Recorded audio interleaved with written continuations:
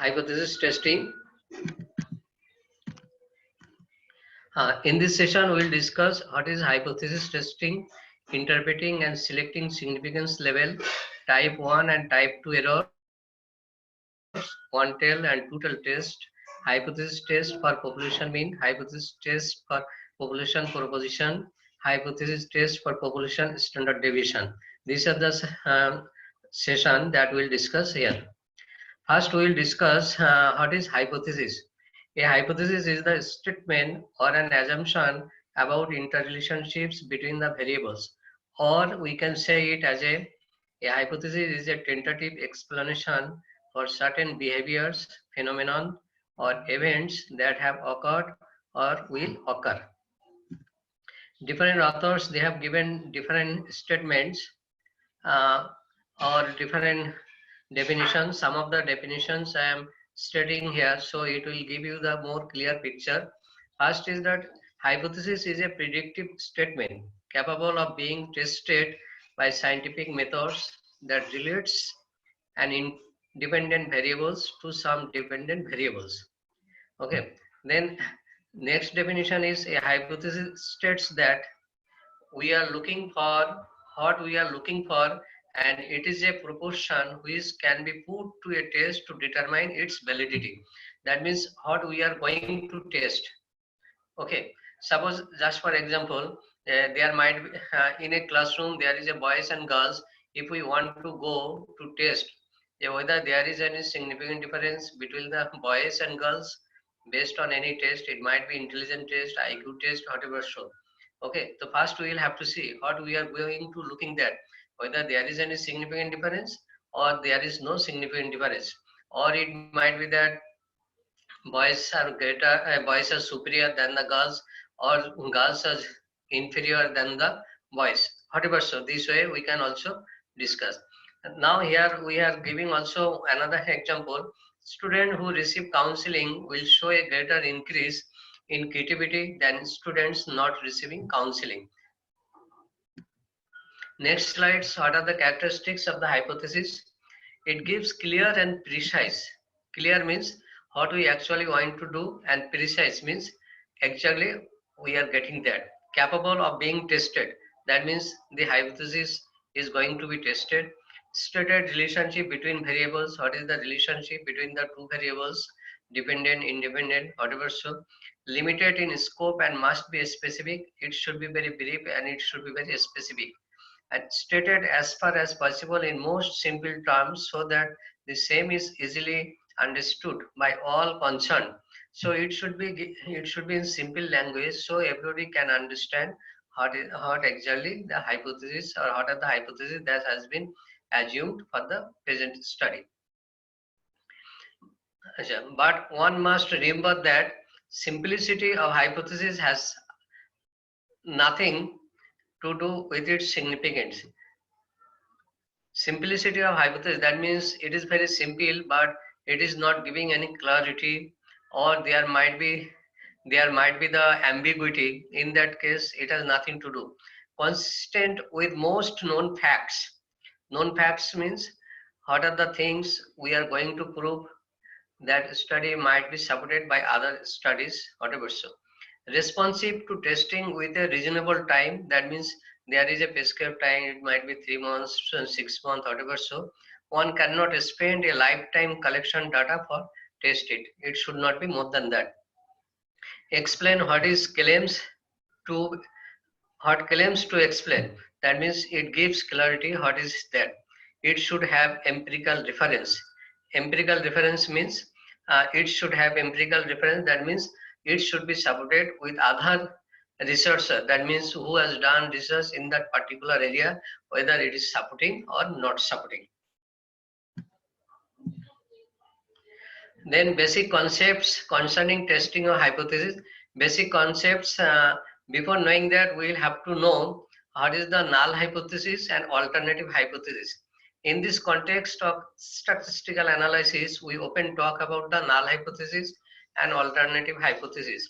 If we are to compare method A with method B, its superiority, or if we proceed on the assumption that both methods are equally good, then this assumption is termed as a null hypothesis. That means there is no difference between the two groups, whether A and B. As against this, we may think that the method A is superior or the method A is inferior. We are then starting what is the termed as alternative hypothesis.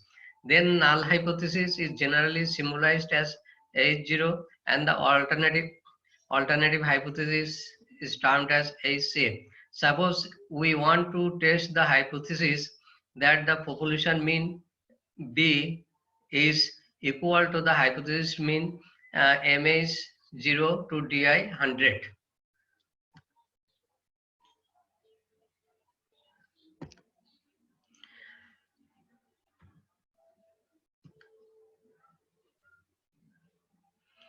Then we would say that the null hypothesis is the population mean is equal to the hypothesis mean 100, and similarly we can express as H0 mu equal to a mu H0 equal to 100.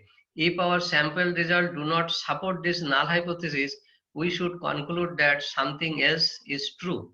What we conclude rejecting the null hypothesis is known as alternative hypothesis. In other words, the set of alternatives to null hypothesis is referred to as the alternative hypothesis. If we accept H0, then we are rejecting HA, and if we reject HO, then we are accepting the HA. For H0 equal to mu H0 equal to 100. We may consider three possible alternative hypotheses as follows. Alternative hypothesis, this is the null hypothesis. That means the alternative hypothesis is the population mean is not equal to 100. That means it may be more or less. Then this is also HA and HO. The alternative hypothesis is that population mean is greater than 100. Then if we go this H0 less than H0, that means the alternative hypothesis is that the population mean is less than 100. The null hypothesis and the alternative hypothesis are chosen before the sample is drawn. The researcher must avoid the error of deriving hypothesis from the data that he collects and then testing the hypothesis from the same data. Alternative hypothesis is usually the one which one wishes to prove, and the null hypothesis is the one which one wishes to disapprove. Thus, a null hypothesis represents the hypothesis we are trying to reject. An alternative hypothesis represents all other possibilities. Now we will have to know what is the reason for rejection. If the rejection of a certain hypothesis when it is actually true involves great risk, it is taken as null hypothesis, because then the probability of rejecting it when it is true is the level of significance which is chosen very small. In the case of null hypothesis, should always be a specific hypothesis, that is, it should not state about or approximately a certain value. Generally, in hypothesis testing, we proceed on the basis of null hypothesis, keeping the alternative hypothesis in view. Why so? The answer is that on the assumption that null hypothesis is true, one can assign the probabilities to different possible sample results, but this cannot be done if we proceed with the alternative hypothesis. Hence, the use of null hypothesis, at times also known as statistical hypothesis, is quite frequent. The level of significance. It is a very important concept in the context of hypothesis testing.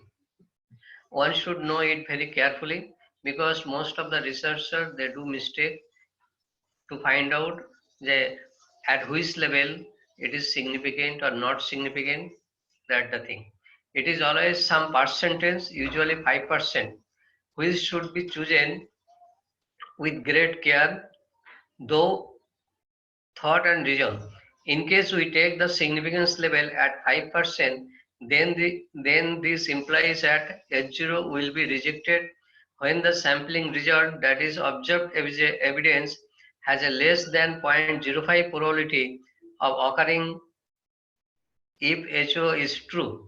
In other words, the 5% level of significance means that the researcher is willing to take as much as a 5% risk of rejecting the null hypothesis when it is H0 happens to be true.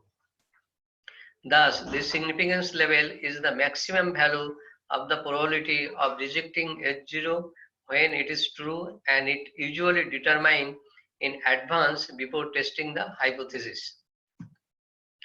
Decision rule or test of hypothesis. Given a hypothesis H0 and an alternative hypothesis HA, we make a rule which is known as decision rule, according to which we accept H0, that means reject HA, or reject H0, that means accept HA. For instance, if H0 is that a certain lot is good, there are very few defective items in it, against is A, that the lot is not good, there are too many defective items in it. Then we must decide the number of items to be tested and the criterion for accepting or rejecting the hypothesis. We might test 10 items in the lot and plan our decision saying that if there are none or only one defective item among the 10, we will accept H0, otherwise we will reject H0 or accept HA. This sort of basis is known as decision rules. We have to know also what are the in hypothesis, what is type 1 error and type 2 error. In the context of testing of hypothesis, there are basically two types of errors we can make. We may reject H0 when H0 is true. We may accept H0 when in fact H0 is not true. The former is known as type 1 error and the latter as type 2 error. In other words, type 1 error means rejection of hypothesis which should have been accepted, and type 2 error means accepting the hypothesis which should have been rejected. Type 1 error is denoted by alpha, known as error, also called the level of significance of test, and type 2 error is denoted by beta, known as beta error. In a tabular form, this set 2 error can be presented as follows. In this case, H0 true, but if we accept, that means we are taking the correct decision. In case if we reject, that means type 1 error, the alpha error is taking place. In the case of alternative hypothesis, a null hypothesis, suppose if it is false, anyhow we are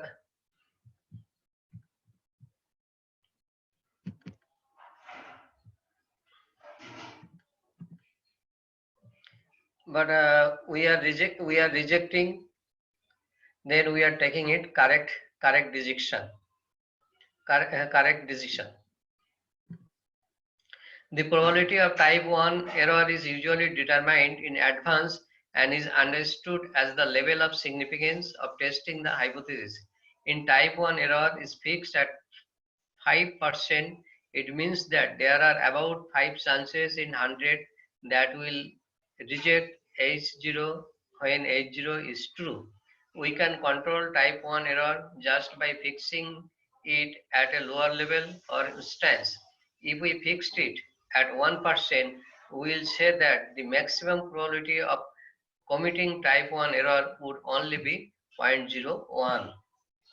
Two-tailed test and one-tailed test. In the context of hypothesis testing, these two terms are quite important and must be clearly understood. A two-tailed test rejects the null hypothesis if, say, the sample mean is significantly higher or lower than the hypothesis value of the mean of the population. Such a test is appropriate when the null hypothesis is some specified value and the alternative hypothesis is a value not equal to the specified value of the null hypothesis. symbolically, the two-tailed test is appropriate. As in the case of two-tailed test, it is appropriate when we have H0 equal to H0 or HA equal to H0, which may means a null hypothesis.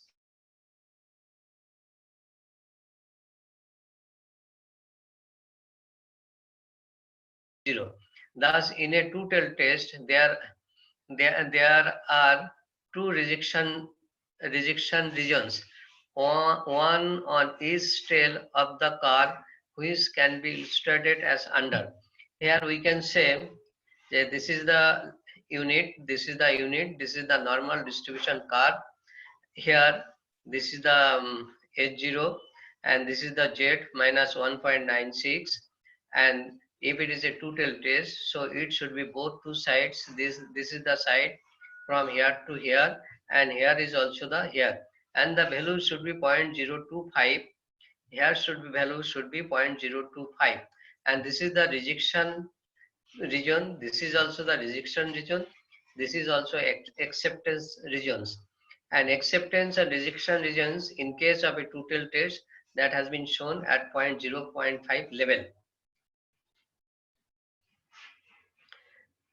Both taken together equals to 0.95 or 95% of area.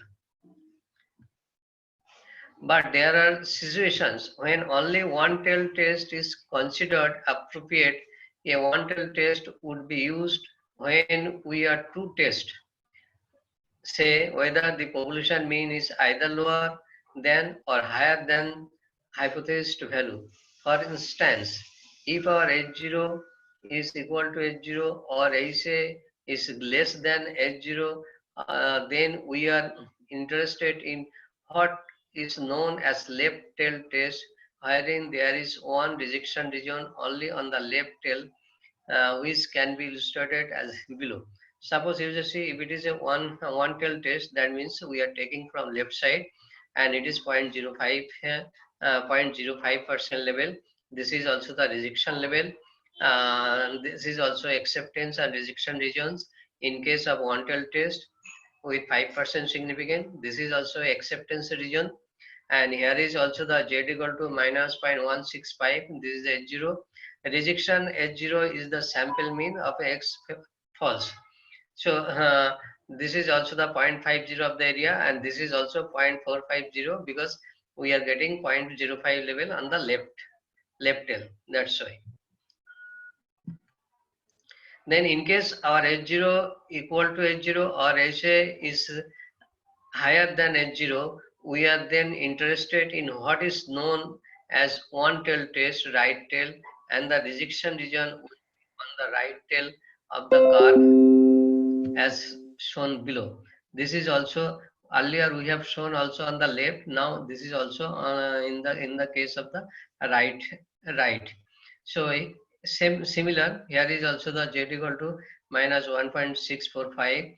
This is also both taken from equal 0.95 and our 95% of area, and this is the normal distribution curve. This is the mean median mode, or it is a H0, whatever you say. Acceptance of H0 if sample mean falls in this region. Now two-tailed test, except in the case of the two-tailed test, 5% significance level, acceptance and rejection regions in case of a two-tailed test, then what we should do? H0 equal to mu 0 or H equal to mu 0, whether it is equal to or whether it is not equal to. If it is two-tailed test, then and in the case of the 0.05 level, then what it should be done? We can think in the left side it should be 0.025, and in the right side it should be also 0.025, and 0.025 and 0.25 it is becoming 0.05. So both two since it is a two-tailed test, so it is showing based on the normal distribution curves and on the both two sides. Now procedure for hypothesis testing. State the null hypothesis HO by H0 and alternative HA hypothesis. First, we'll have to see state a significance level, whether it is significant 0.1% level, it is 5% level, whether 10% level, etc. Then decide a test statistics. What are the tests should be used? It might be Z test, it might be T test, it might be F test, whatever. So based on that, we'll have to see how do we can go to test statistically. In case, suppose you just see after calculation this value, in the case of two groups, just for example, in a classroom there are 50 students, 25 boys and 25 girls. If we want to measure the personality test, we have used personality test. After that, we want to see what is the significant difference between these two. If we take the null hypothesis as a, there is no significant difference between the boys and girls in the classroom. An alternative hypothesis is that there is a significant difference between the two groups, or boys are superior than the girls, and girls are also inferior to boys. Okay, so after calculating this value, what are the values we are getting? After that, we will have to see the table. That is, that we can say the Fisher's table. From there, we will have to see this calculated value is higher than the table value, or this calculated value is lower than the table value. If the calculated value is higher than the table value, whether it is 0.101 level, 0.05 level, or whatever, so then we can say that there is a significant difference. If we find that there is no, find that the calculated value is lower than the table value, then we will say, no, there is no significant difference. That means what it will happen, then it should be treated as a null hypothesis. When we will get significant difference, then it will be treated as a alternative hypothesis. Okay. Then calculate the value at the test statistics that I told. Achha. Then calculate the p-value at given significance level from the table. That means we will have to see whether it is significant 0.05 level, 0.01 level, 0.001 level, whatever. So that we will have to see based on the value. Then compare the p-value with calculated value that I have already explained. Then p-value is greater than calculated value, that we'll have to see. Then we are accepting the null hypothesis. And in case p-value is less than calculated value, that means we are rejecting the null hypothesis. So in this way, we can go to test the hypothesis. Then limitation of the test of the hypothesis. Testing of hypothesis is not decision making itself, but help to decision making. Help for decision making. That is true. It's not a decision itself, but it helps.